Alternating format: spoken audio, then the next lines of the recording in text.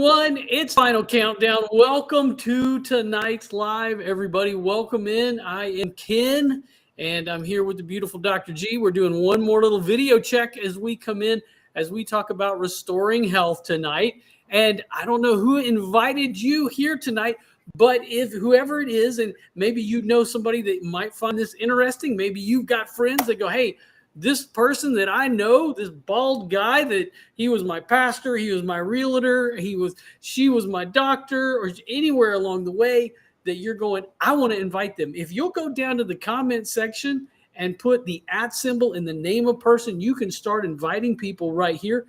You should be able to share. If you'll hit the share button, you can share that over to your page so that other people can check it out and take a look at it and know what's going on. So welcome in tonight. I am Ken. Right next to me is the beautiful Dr. G. You want to wave? Yes, I'll wave. Thank you. She is our doctor and science expert tonight, as we do each and every week. And I'm really excited. We've got a great group of folks. People that I didn't even expect to be on are going to be on tonight. So it's totally awesome. For those of y'all that may not know, a couple of years ago in 2023, I was diagnosed with diabetes. And if you know me, I have dealt with a number of different things. And you look at me and go, well, Ken, it doesn't make any sense for Ken to have diabetes. And I would have said the same thing because nobody in my family had it. But the truth of the matter is insulin resistance is the cause. And that has been the root cause of so many of the medical conditions that I've been dealing with since I was 9 years old. Now, tonight, we're going to unpack that a little bit more, how I was able to reverse. And you're going to hear some stories from some incredible people, one of whom is my beautiful wife, Dr. G. Lauren, tell us a little bit about you real quick. Well, I have been a general dentist now for over 30 years. It's hard to say. It's hard to believe. And I have seen a lot of things happen in the dental chair from the time I graduated till now, and the progression of disease and what's going on today. And how things are dealt with. And I was diagnosed as a pre-diabetic 2 years ago. I had hypertension and high blood pressure for the last 15 years, and I was on medication. And I'm here today to say that I no longer take medication for high blood pressure, nor am I a diabetic. So we're going to talk about that and how I was able to reverse that and become metabolically healthy. Now, we've got a full slate, and I've got to juggle all these people because we've got a mess of guests on tonight, some of them that are sharing the same camera. So I'm going to bring on a group that's hanging out down in Florida, and then our buddy Derek Henderson is coming on as well, and I want to welcome them in. So we have Kendra, we have Lucy, and we have Derek. And so we are across the country right now. We are coast to coast tonight. I mean, y'all think about that for a second. Literally, we're looking out over the inlet here in Alaska at the Pacific Ocean. We've got a group down in Fort Lauderdale, Derek somewhere in between in Tennessee. So we are going coast to coast tonight. And if you remember, there was Space Ghost Coast to Coast. I date myself, but that was a great TV show if you remember that one.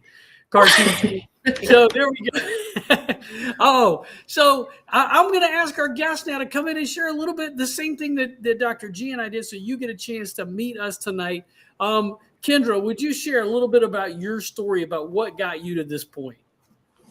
I started out watching a bunch of people on TikTok back in January of 2024. And kind of didn't believe anybody that this was really going to work. I just thought it was people on TikTok trying to make quick money because I knew the platform was making money and selling stuff and people on there dancing and acting goofy. So I thought, this isn't going to work. Are you kidding me? So then back in fast forward, I should say, to April, middle of April, beginning of May, I started really seriously listening more and more because my health was obviously failing worse, I should say. And I just found Jim Grasser on here on TikTok, and I started listening to him, and I ordered and I reversed approximately about 11 different health issues within 9 months. Wow. That's incredible. Totally different person. I didn't realize how sick I really was until I started feeling better. Isn't that That's amazing? incredible. That's incredible. Lucy, how about you? Well, about a year and a half ago, I went to the doctor. I was getting ready to turn 60. I'd never had any health issues before. Found out I had several things going on, and the doctor wanted me to start 3 medicines that day. She was like, "You're going to be on these for the rest of your life. By the end of the year, you're going to be on at least 6 or 7 medicines." So the very next day, I just happened to come onto TikTok, found people talking about this protocol, gave it a try, and things started looking up in 90 days. And a year and a half later, all my numbers were back down into the normal range. Never had to start any medicines. Wow. Wow. That's pretty awesome. awesome. Well, Derek, how is about awesome. you, my friend? So, a little bit of background on me. I'm an ex-professional baseball player, and I transitioned into medical device sales in 2010, and I was moved from Corpus Christi, Texas to Memphis, Tennessee by a company called Nevros. I sold spinal cord stimulators, and one of my customers was Dr. Eric Aiken, who is a neurosurgeon. And one day he asked me, he goes, "Derek, I got something for you." And I was like, "What do you mean?" He goes, I go, "I'm not here to talk about anything else, but you implant my $60,000 device, Dr. Aiken." So he goes, "Hey man, are you insulin resistant?" I'm like, "I don't know what that means." And so anyway, we got to talking about insulin resistance, and he kind of opened my eyes because I was about to be put on a lipid medication for my cholesterol. And then I said, "You know what? I don't want to be put on that medication." So he goes, "Derek, well, this thing has a 30-day money back guarantee, or a 90-day money back guarantee. If you don't want to be put on medication, give it a shot because it's measured through your blood work." And so I go, "That's a no-brainer." And I haven't looked back since. My triglycerides have come down. My testosterone has shot up 300%, and I've lost 34 pounds to boot. So that's why I'm here, and I'm a lifer. That's awesome. Awesome. That's awesome. That's So thank y'all amazing. Yeah, it is. Thank y'all so much for sharing your stories tonight, because that's really, I think, one of the biggest things that I've learned through this time is giving everybody an opportunity to share stories. And really, at the root of this whole idea of insulin resistance is something that you guys all have mentioned that we don't hear a whole lot about in a lot of different ways. Thankfully, more and more medical professionals are addressing this. More and more of them are hearing it and understanding it and talking about it. And tonight we've got Dr. Gagliano. We call her lovingly Dr. G, is going to unpack more about what this is and some connections with it that you may not even be familiar of. It's been an education for me every time I get to listen to her. So I'm excited to have her on, and we're going to turn the platform over to her as she kind of delves into this aspect of the science. And we're going to hear from her and learn a good bit, without a doubt. Well, hopefully, there we go. Hopefully, these are some things that you've heard before, but also some things maybe you haven't heard before. So it's a metabolic restore from your gums to your gut. Your mouth is the window to your metabolic health. Everything that we put in here and it affects our systemic health. If your oral health is not healthy, your systemic health is more than likely not healthy. All is connected. So one of my favorite quotes is, "The doctor of the future will give no medication, but will interest his patients in the care of human frame, diet, and in the cause and prevention of disease." So we're focusing on prevention here, okay? Not medicating. We're focusing on preventing in the first place. So the oral systemic connection is real. What you put into your body affects every system of your body. We're going to talk about heart disease. We're going to talk about high blood pressure. We're going to talk about periodontal disease and how that connects heart disease, diabetes, and high blood pressure with all these other things going on. I'm going to focus on those 3 toward the end, but we're going to talk about systemic and chronic illness as well. 93% of Americans are metabolically unhealthy, so they aren't healthy. What that looks like is, I know some of y'all have been traveling today. So say 10 people passed you in the airport or on the road, 10 cars passed you. 9 of them are sick.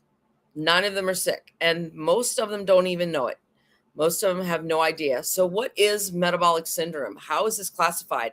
It's like what Derek said when Dr. Aiken asked him about, are you insulin resistant? I didn't learn that in school. Most of us don't know what that is. We know what insulin is because that's the hormone. When we think of that, we think of diabetes, but most of us don't know what insulin resistance is nor metabolic syndrome. So metabolic syndrome isn't one thing.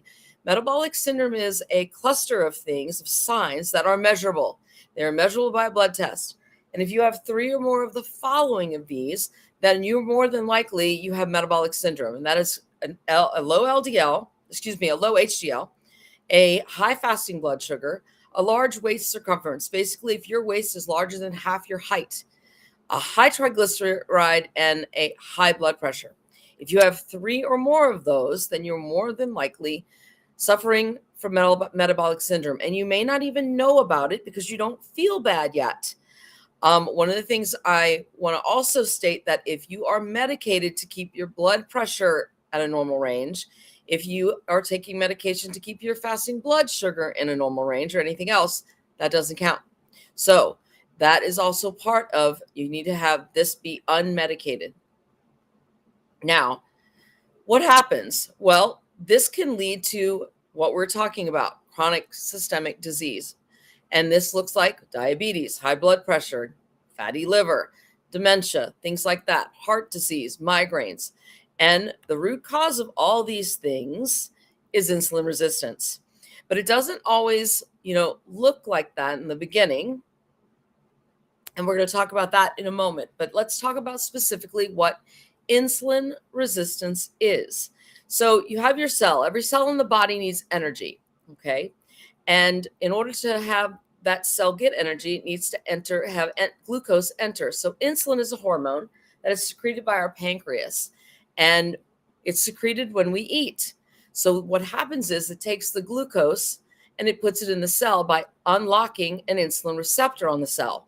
It allows that glucose to go in. The cell then gets energy from the glucose, and it functions normally. When it functions normally, all the good things happen. We eat food, we get energy, we have, the mental acuity and the stamina to do things. In metabolic syndrome, what happens is that insulin cannot open the receptor and allow the glucose to come in.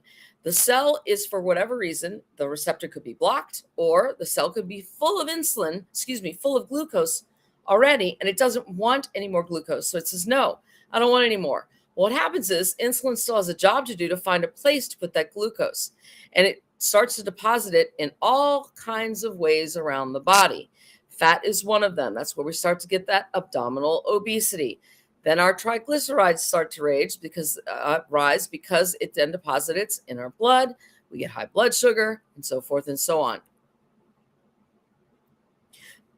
But just like I said before, it doesn't always start out as high blood pressure. It doesn't always start out as arthritis or anything like that, or even dementia or migraines. Long before we get the diagnosis of either diabetes, heart disease, or things like that, you start to see things happen 10, 15, 20 years prior. And they're little bitty, silent little things that start, your body starts screaming these little bitty signs that you have blurred vision. And then you start to get thirsty. You're hungry or hangry. You can never get full no matter what. You have dark patches that begin to start forming on your skin, or you develop skin tags. Your blood sugar does start to rise, but then you start to get also maybe some tingling in your hands and your feet, chronic pain, inflammation, and you're always tired. And yet you go to the doctor and things look like they're all fine, because that's what they look like on a blood test. So one of the things that is going on, we have a pandemic that's going on of diabetes. This was a slide, I believe, is 2022. And this is 30 million people in the world have diabetes. It's more now. And a lot of people, don't even know they have diabetes. 1 in 4 are diagnosed. It's probably more now. Prediabetes is also something that people don't even realize they have. And this is late stage insulin resistance. It's something that should be taken in consideration, and you should be very, very serious about it. It's not something to take lightly. The other thing going on is 40% of men over 45 suffer from complications of low testosterone. Derek even said, he was able to get metabolically healthy. His testosterone increased. PCOS is the number one cause of infertility of childbearing women. I mean, we've never heard of that. That's, in the last several years, that's been a development. Over 17 million people have heart disease, coronary arteries disease, which is heart disease in this United States. Now, despite, the statin medication being the number one prescribed medication, heart disease is the number one cause of death in this country. So something's wrong. The statistic doesn't match. If statins are doing what they're supposed to, that should not be a concern. It should not even be a statistic. In 1980, there were 0 cases of adolescent type 2 diabetes. We are seeing more and more and more of younger people being diagnosed as type 2 diabetes. There's hundreds of children being diagnosed. I saw many people in the dental office that are diagnosed in their 20s. I think the youngest age that I saw was in their teens, either 15 or 17. I can't remember, but it used to be only associated with, I remember your grandmother or your aunts or the older population, but we're seeing it in a younger generation now. So is there a relationship between medications and insulin resistance? And the short answer is yes. You have to remember, medications only manage, okay? If you go to the doctor and you are diagnosed with high blood pressure or diabetes, just like Lucy was saying, she left the office with 3 medications, and they're only going to be medicating what's going on. So I always like to say it's a pill for every ill, but medications can also contribute to more comorbidities. What that means is that if you take a medication for something, the side effect can also cause you to have something else. All right. So like I was saying, you're going to go to the doctor, and if there's high blood pressure or type 2 diabetes or anything like arthritis, they're going to give you a medication for each one of those symptoms. Okay.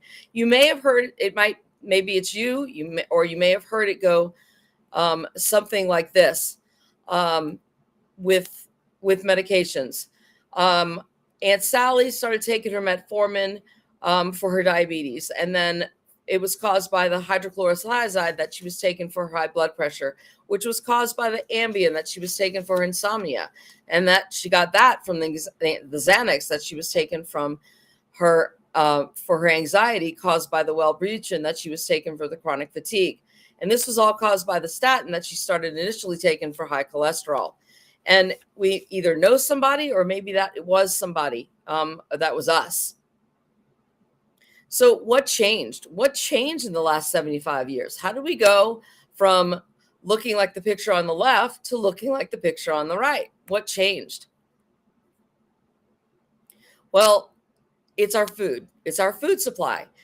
90% of the foods in the grocery store that we have today didn't even exist 100 years ago. When I was a kid, a lot of the food that is in the grocery store didn't exist when I was a kid that we have now. And neither did 90% of the diseases that we're talking about here. And if they did, they were in an older population. So our modern food diet dilemma, and I don't like to use the word diet because it locks you into a program, I think. And this is our lifestyle, our modern lifestyle. What we've come to know and do is every 2 to 3 hours we're eating something. And it's not so much of what we're eating, how often we're eating, but what we're eating doesn't have any fiber. Fiber has been removed from our foods. They've been made to be hyper palatable. They've been made to be highly addictive. The highly processed foods that we are consuming are wreaking havoc on our body. Fiber has been removed because it makes you eat more of them. Fiber keeps you full. If you don't have fiber, then you don't feel the feeling of fullness. So this is what it looks like. On the left, you see that little flame. That's when you wake up in the morning. You're in a fasted state. You slept all night. You didn't eat anything. At least Even if you woke, you shouldn't be waking up and having a midnight snack. But if you're sleeping all the way through the night, you're waking up in a fasted state. And then as soon as you eat breakfast, your glucose then is spiking, and then your insulin has to rise to meet that glucose to bring it down. And then you're going to have a crash, and you're going to go a couple, 2 hours, 3 hours. You're going to have another something to eat on. And we're constantly snacking throughout the day. That keeps our glucose high. It also keeps our insulin high. It never gives our pancreas a break. So our pancreas is always pumping out insulin. So the food pyramid, I was so happy to see that the food pyramid was now flipped over. Basically, the food pyramid before, it had us consuming so many carbohydrates. This is 6 to 11, I believe, and sometimes even more than that. So now at least we're focused on good protein, healthy fats, and fiber. So hopefully that diet, if you want to use the word diet, that's going to change, because when we were consuming all those carbohydrates, this is what was happening on the right.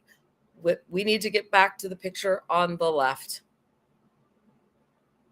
So underneath all of that, the picture on the left shows a body with visceral fat. There's two types of fat. There's subcutaneous, which is right under the skin. It's that jiggly fat. The visceral fat is the hard fat that gets infiltrated in amongst your organs, every organ. And it is metabolically active. It acts like an organ itself. It will secrete pro-inflammatory cytokines, causing more and more inflammation, causing a lot of damage. So when we are insulin resistant, this is what happens. We have the signs of, you can see skin tags, we're lethargic, we're tired, we can't focus, we want to just sleep all the time. The skin patches on the top right there, acanthosis nigricans is what's going on. The belly fat, that's what happens. And then you see this guy with the fork and knife there on the lower right. He's hangry. He's always hungry. He can never seem to get full. Even though he's eating all the time, he can never seem to get full. And there's that belly fat that we're talking about. So what do we do about this? That's that jiggly fat. But what do we do about this? So what we want to do is we want to get your body to where you are becoming metabolically sensitive. And how do we do this? So when you wake up in the morning, we're saying just delay your breakfast. Now, part of this is intermittent fasting. And I'm just going to get into the results of intermittent fasting, what happens to your body when you do. And I'm going to let Ken and Kendra and Lucy and Derek go over a little bit about how to do intermittent fasting a little later. But when you're fasting, you're giving your pancreas a break. You're allowing your insulin levels to come down because you're allowing your blood glucose levels to come down. And this allows you to tap into another source of energy, and that is your ketones. Your ketones will help to burn your own fat for fuel. So you're not always burning in a glucose state or a carbohydrate state. Your body loves ketones. And when given the opportunity to burn ketones, it will. The problem is we're always eating all the time. So we're always in a carbohydrate glucose burning state. So one thing to remember with intermittent fasting is not eating less. It's eating less often. So when we reduce our carbohydrate intake, we're not eating as often, then we are not a glucose burner or carb burner. We then become a ketone burner for our energy. Our cells love ketones. So this fuel shift allows us to have metabolic healing and shift into metabolic flexibility. One thing you want to remember, when insulin is high, you are always going to be burning your glucose. When insulin is low, you then turn into a fat burning machine. Insulin also is a storage hormone, which is why it stores glucose as fat. So you're probably saying, that's great, Dr. G, that's wonderful. But what does this have to do with teeth? What does this have to do with your gums? Well, periodontal disease can be affected by insulin resistance and vice versa, and your body. Remember, whatever you're putting in your mouth is affecting you systemically. So tooth infections can spread throughout the bloodstream. They can go systemic, and they can reach your heart, your brain, and other organs and cause lots of damage. So it's real important for your oral health to be on par. It's real important to watch that as well. So with gum disease, the same thing occurs. And all of this is the basis of this is inflammation. When we have inflammation in our mouth, we have inflammation throughout the body. I always like to tell people, when you floss your teeth, if there's any bleeding when you're flossing or brushing, that is not normal. That is inflammation, and that can lead to much bigger problems. So how does this connect with diabetes, heart disease, and Alzheimer's disease? Well, periodontal disease is a bacterial infection, and there are several bacteria that cause periodontal disease. But the one that we're going to talk about most tonight is P. gingivalis, Porphyromonas gingivalis. It is the nastiest one, if you will. And those patients that were diagnosed with Alzheimer's disease, heart disease, and diabetes also had in their bloodstream was detected P. gingivalis, which was the primary cause of periodontal disease.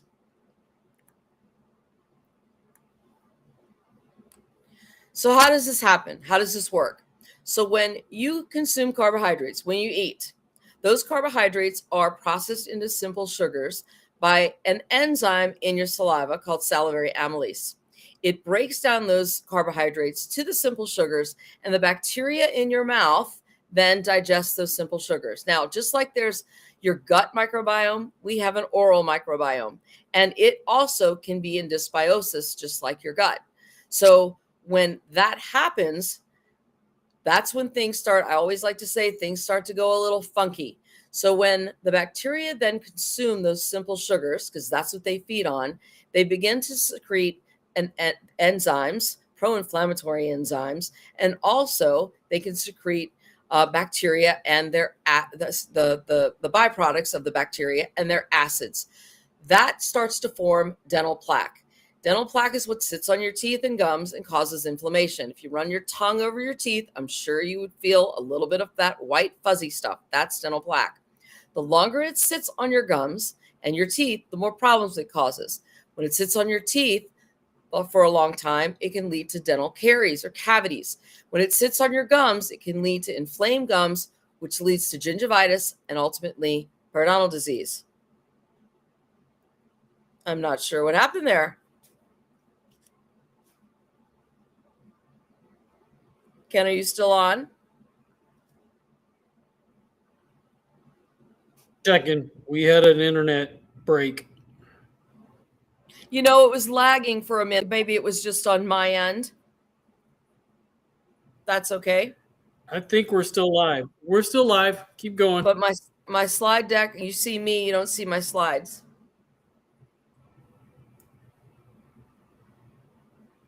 Here we go.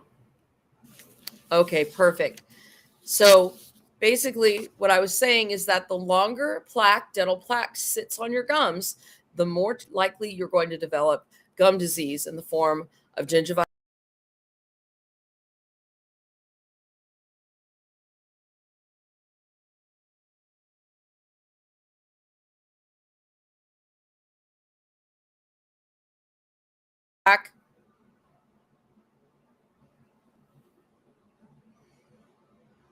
I think I'm on.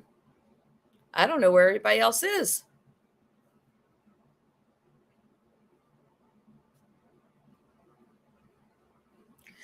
Well, I'm going to continue, and then they can catch up. So when we have this plaque on our gums, what happens is it leads to inflammation, and our body sees that inflammation as a site of injury. So it then it sends out the white blood cells and the cytokine signs to heal that site of injury. The problem is we continue to digest carbohydrates, and the cycle continues, and we have more and more plaque that builds up. And over time, this leads to more and more inflammation. The pro-inflammatory cytokines and the P. gingivalis bacteria then enter the bloodstream, and that's when they start to wreak havoc on your blood vessels with heart disease, high blood pressure, diabetes, chronic inflammation, even more so throughout the body, and leading to other chronic illnesses that we were talking about earlier. Now, with diabetes and periodontal disease, the connection there is with the bacteria of P. gingivalis. What it does is it secretes an enzyme, and the enzyme for its defense is called a gingipan. And what happens is when it gets in the bloodstream, it affects the cell to where it blocks the glucose receptor, or excuse me, the insulin receptor. So the cell cannot accept the glucose.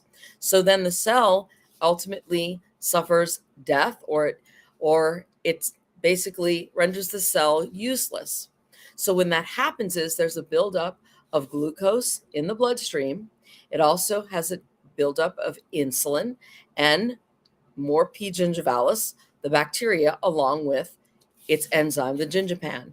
So it continues to block the cell's receptor, and therefore it increases the glucose in the bloodstream. Now, with diabetes, you are immunocompromised. That means you are more susceptible to infections. And when that happens, bacterial infections like periodontal disease become out of control. And that's how periodontal disease and diabetes are bidirectional. If you have one, you more than likely are going to have the other.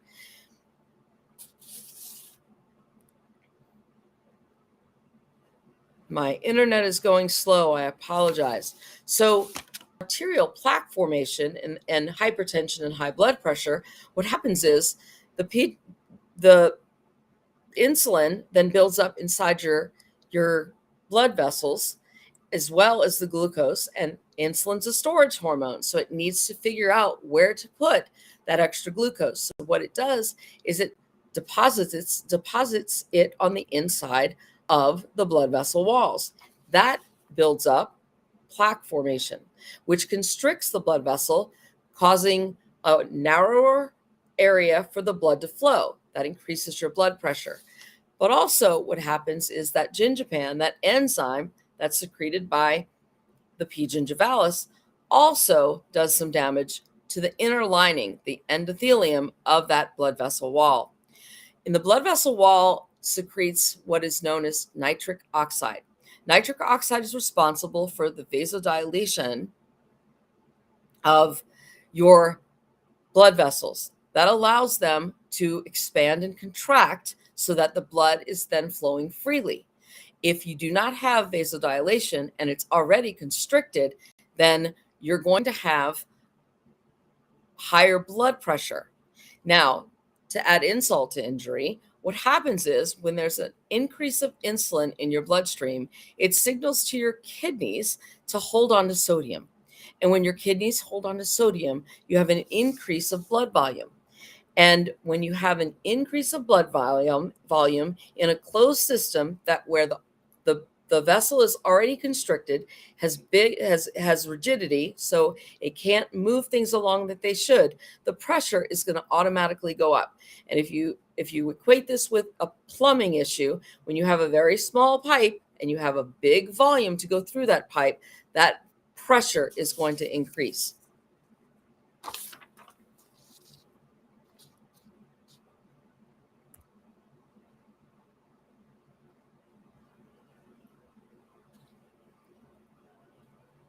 So this is just showing where that is the thicker vessel wall, along with the nitric oxide that is decreased, and it impairs the vasodilation. Therefore, you have a higher blood pressure. My slides are going very slow. All righty. So what about Alzheimer's disease? How does this work?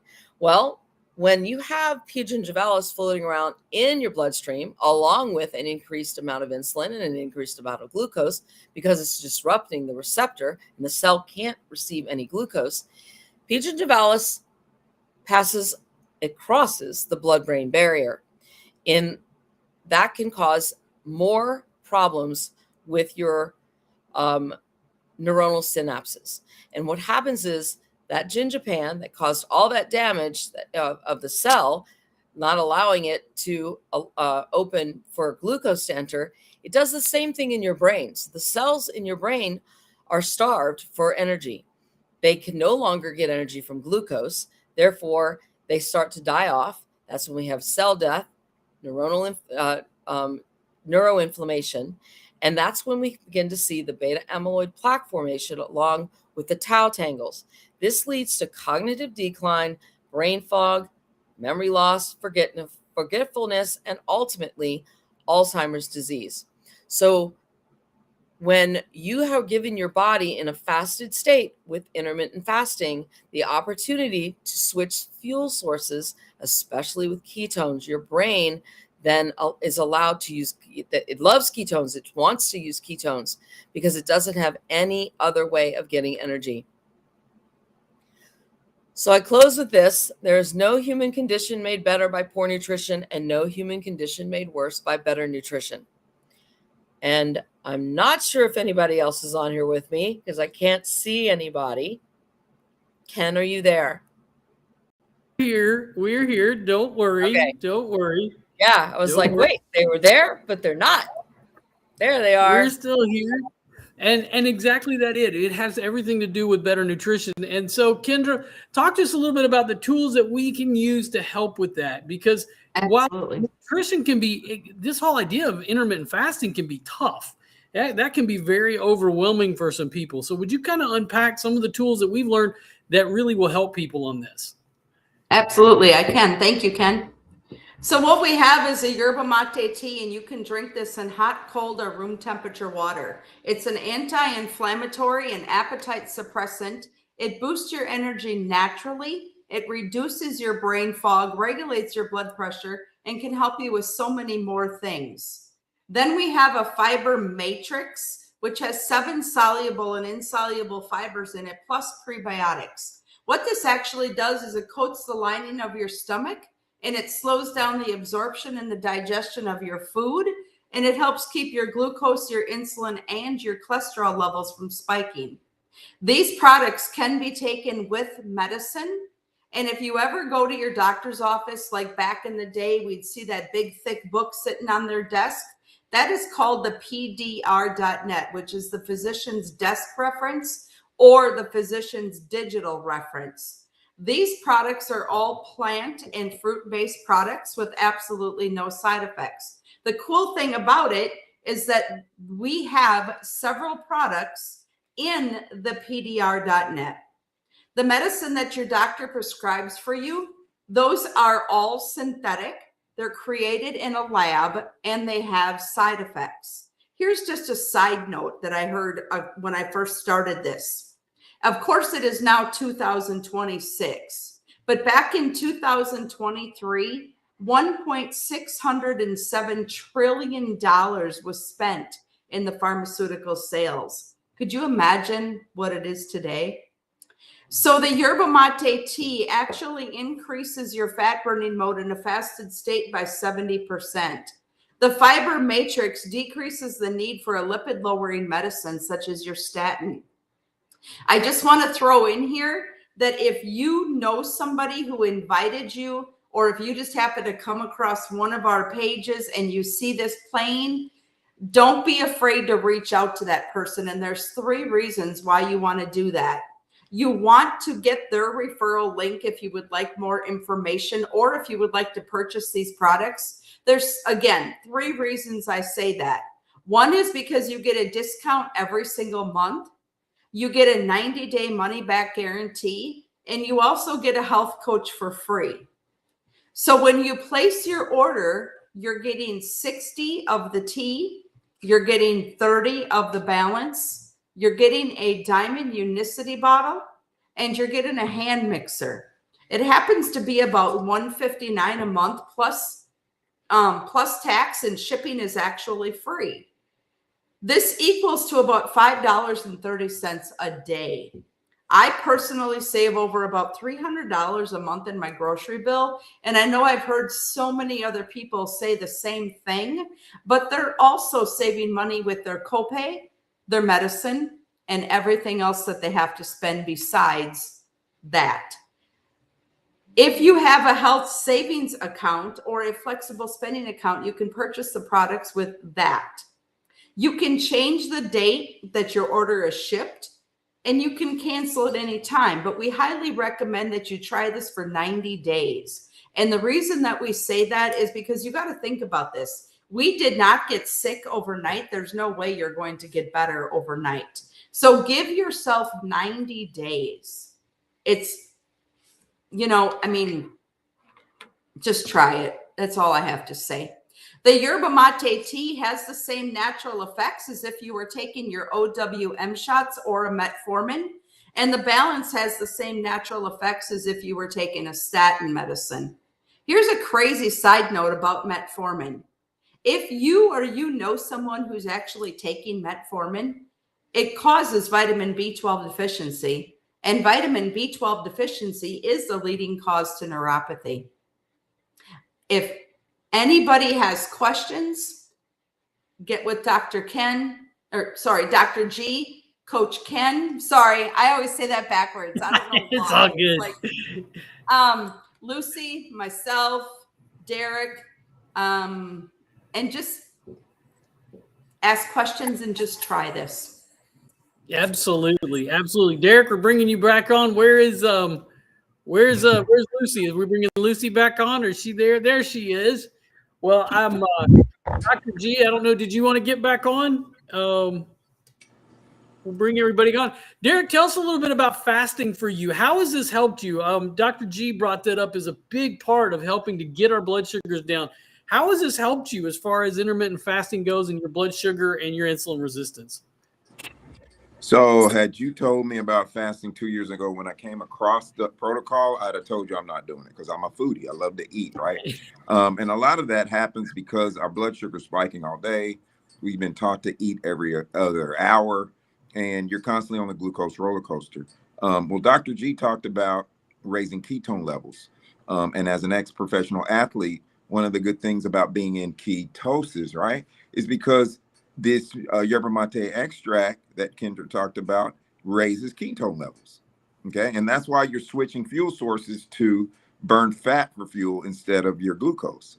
And it's hard to fast, right? We love to eat, but the yerba mate extract actually gets rid of the food noise. And that's helped me out a lot because, breakfast, I love pancakes, I love waffles and things of that nature. But, once I understood that our body has switched fuel sources, that skipping breakfast is not only, like Kendra saved I live with 5 people. My parents live with me here in Memphis. They sold their house in Indianapolis. Our grocery bill went from $650 to $350 because we skip a meal, right? So I know we say the protocol's cost neutral, but by skipping a meal, you're allowing your insulin levels to come down, because even though your glucose goes up and down all day, insulin levels can stay high as long as 4 hours. So if we're eating every 2 hours, we're not giving our pancreas a break. So that's why the yerba mate extract is so powerful to help us to get over that food noise and that constant craving. And that's what the yerba mate extract has helped me. And the last thing I'll say,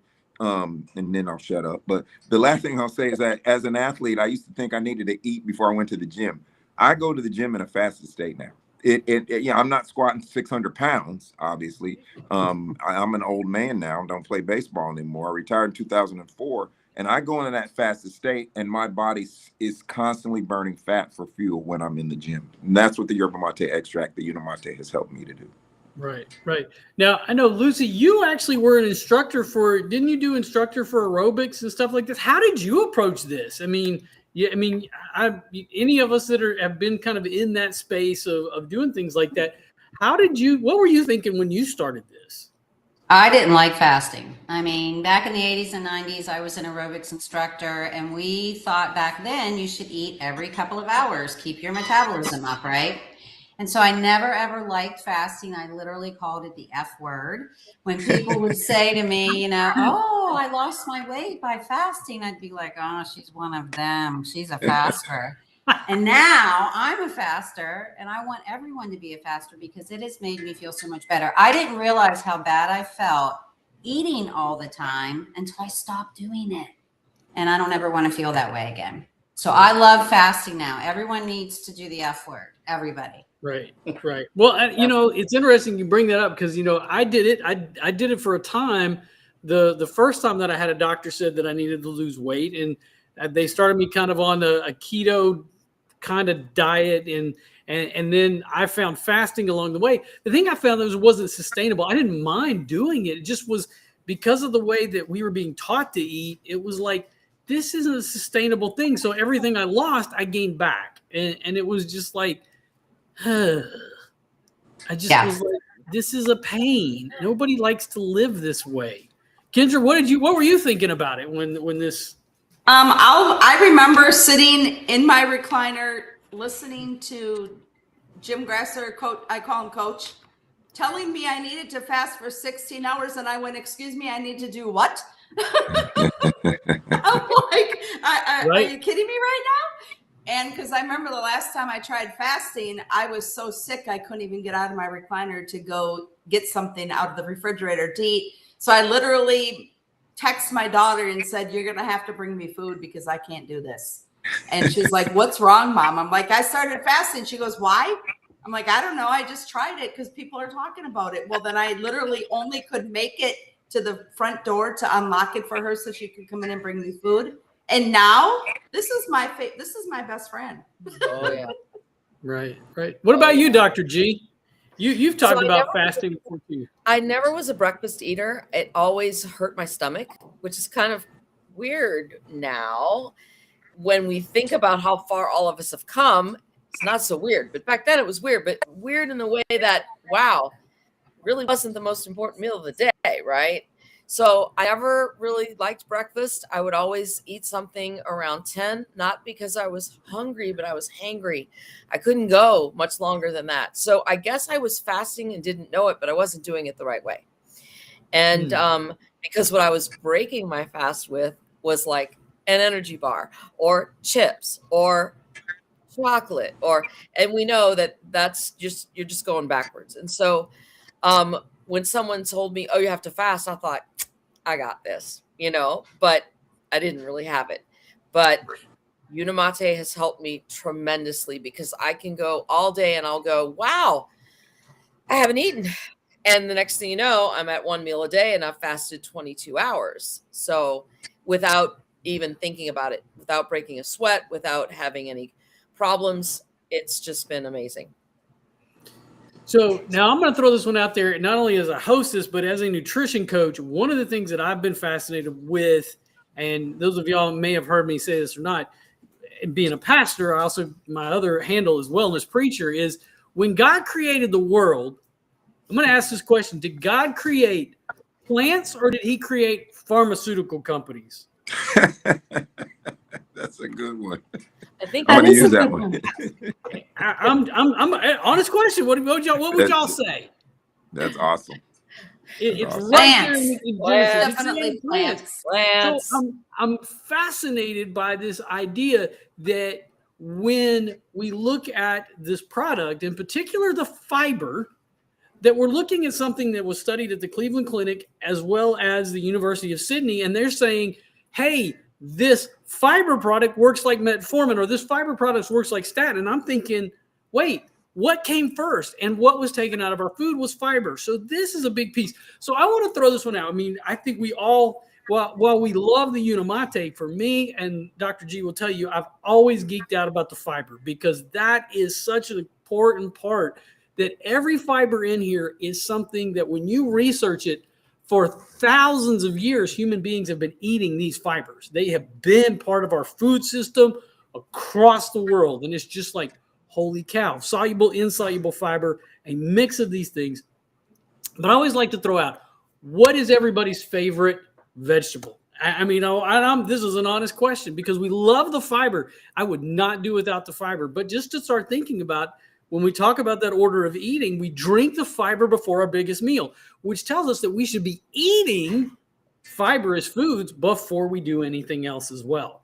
That just reinforces what's happening. So I'm just going to throw it. What is everybody's favorite fibrous food? What's your favorite veggie? Throw it out there. Broccoli. Broccoli. Sweet potato. Oh, sweet potato. Oh, yes. There's a good one. There's one. I'm a raw. I'll tell you my story. When my mom did a raw spinach salad when I was a kid, and I'd never had that green. That was such a dark green. I told my mom, I said, when are we going to have some more of that green lettuce again? My mom said, what are you talking about? I said, No, it was that green. It was bright. She's like, you meant spinach. I was like, you fed me spinach? I was like, oh, okay. That's all right. Because I didn't like cooked spinach. But, man, I loved raw spinach. A raw spinach salad, that's like my favorite salad. I did not know that. You didn't know that? Well, every time you say it, I forget, and then I remember, and then maybe I need more Unimate. Well, look at the salad in the jars that I make. I'm always doing this. I know, spinach that's salad. true. That is So true. the important part here, though, I think is what we want to go back to is people are coming in and they're still kind of, wherever you came into this live is to realize that everything that we're talking about is food-based. Everything here is about nutrition and metabolism, metabolic syndrome.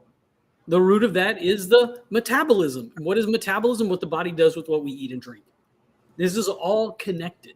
And when we talk about insulin resistance, when we talk about these things, that's a huge part of this. And so I don't want to take over. I'm hosting, and so I like to hear everybody else's story. I'm sorry to kind of geek out a little bit. So, Derek, what has been something recently that, as you have been on this journey, that maybe you've discovered? And this is not about what clients are doing, but what have you discovered about this journey of health here? I think we're all kind of in that middle age period now. We're Gen X, getting older now, right? And we're going, hey, what do we pass on to people? What is it that you've kind of experienced in your body recently? The fact that how we've been, you mentioned it, Ken, it's the pharmaceutical. I used to be a pharmaceutical rep. I worked for AstraZeneca, and you grow up thinking that your doctors have all the answers. And no disrespect, Dr. G, but my doctors that used to implant my expensive spinal cord stimulator would literally tell me, Derek, 8 to 12 years of our medical school, we're taught to treat people when they're sick. They tell me that. And so it's not like I'm guessing. They tell me that. They give maybe 20 hours of nutrition. So that's why I don't get mad at them. And that's the one thing that I'm learning about metabolic health. We kind of get led down this rabbit hole that our doctors are going to save us. And when they don't, we get upset at them. You know what? And that's why there's people like us 5 on here that are out to spread the word and not to force anything down anybody's mouth. And hey, there's a natural way you can get over it without being on a restrictive diet and without exercising 24/7. Hell, I'm an ex-professional athlete. I don't have time to do that. So it's like, those things are very unsustainable, as y'all mentioned. But that's the thing. It's just like, how do we unlearn what we've learned about our health? And that's what's the greatest thing about working with Unicity. Right. Kendra, what about you? What have you kind of experienced here recently that's just kind of that aha about this journey to reversing insulin resistance into a metabolic flexibility? When I first started, I actually went down 2 clothing sizes, and then I've plateaued. And I recently I'm just going to be totally honest. I want to lose more weight, but I recently just learned that you need to figure out what the number of the weight that you want to weigh, and then eat that much protein of that every day. And I honestly, I've heard it before, but it didn't I guess it didn't light bulb. Yeah, a big light bulb.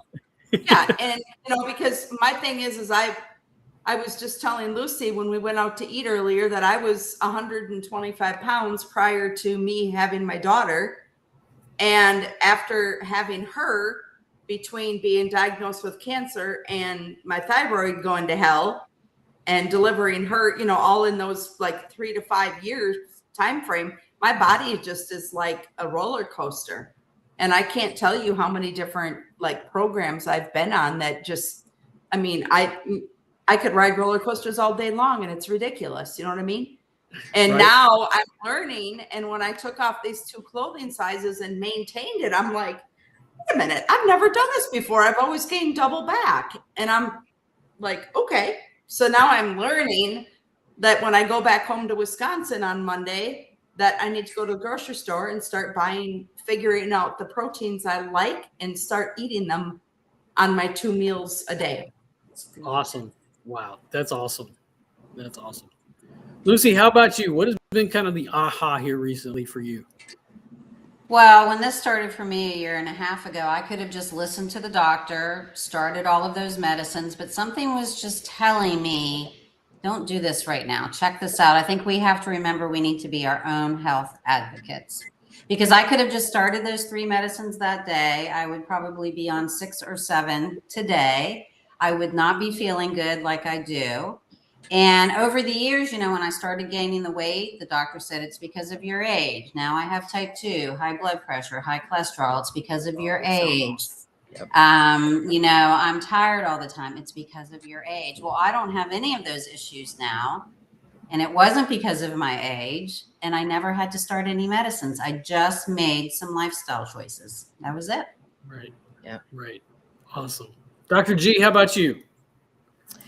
Well, what I want to help people understand is that, and Lucy, this is a great segue to this, because medications are not, they're going to do exactly what you described. You're going to go from one to the next. It's kind of like I described it. You're going to be put on one because of the side effect from the other that was taken for the other.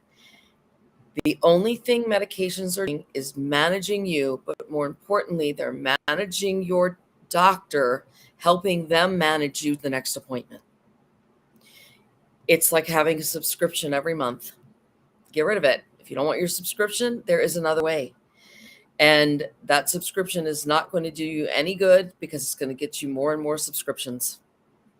That's it. Right. I love that. Absolutely. Fantastic. And I think maybe that's really kind of a good place to end things. Is there anything parting that anybody want to say that you guys want to add? I know we got a couple more minutes here that just talking about your story. I would share for me on this subject line was, you know, and I talk about it and I don't think about it, but, you know, somebody asked in a group that I was a part of, is like, why was carbs 40 years ago okay to eat and not now? And I said, it's not that the carbs were the problem. It was the fact that we put everything in the bags and boxes with barcodes.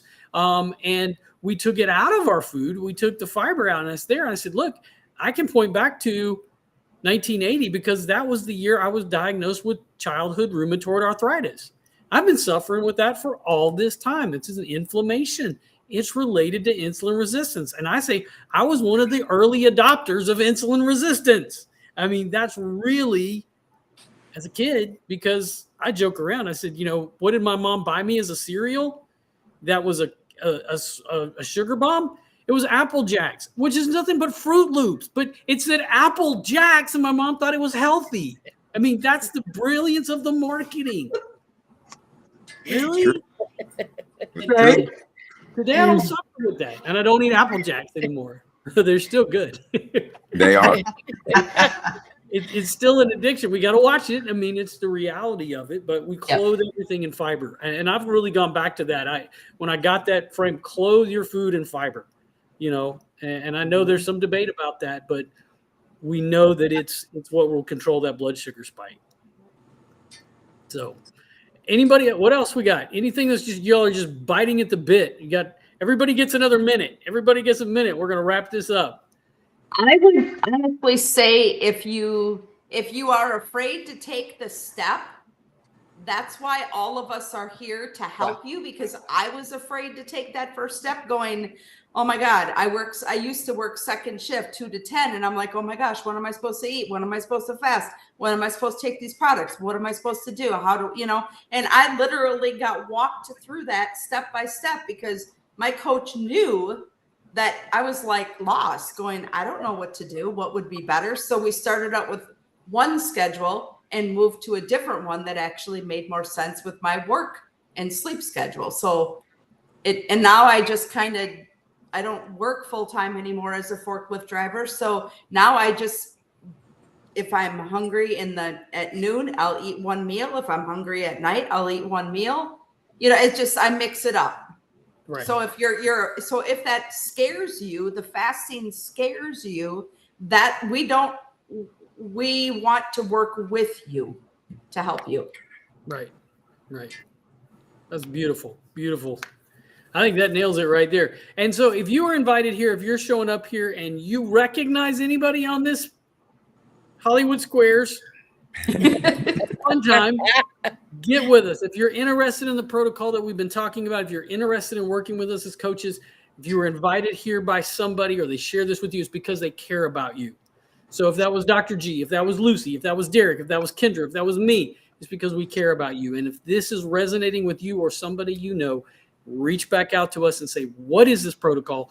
What do we need to do? How do I need to start this? Help me with the process. That's what we're here for. And we are so thankful that you took time to join here with us tonight. And I'm so thankful for you all willing to follow me into this online and do this together.